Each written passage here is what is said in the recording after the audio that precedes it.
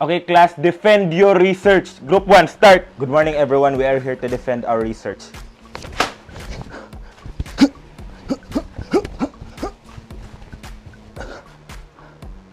Very good. Thank you, sir. Very good, very Thank good. you. 49 over 50. Next group. Good morning, everyone. I am here to defend our research.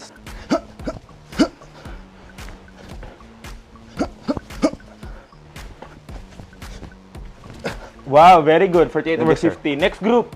Good morning. I am here to defend our research orally po.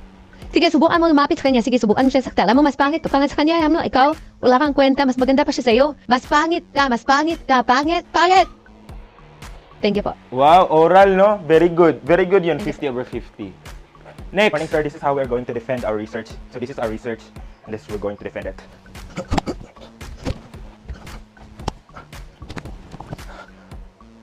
Thank you, sir. Ang galing. Very good. 49 over 50. Okay, next. Carbonas group.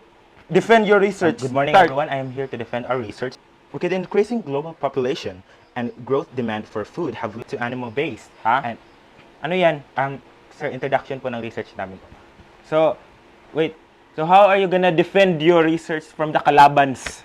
Ha? Defend! Sir, ito po yung study po namin. Okay, zero. Significance of- Ha? Bagsak. Sir, baka naman. Hindi, wala. Ha? I told you kung anong gagawin. Defend your research. Next na. Sorry. Bugo bata ah.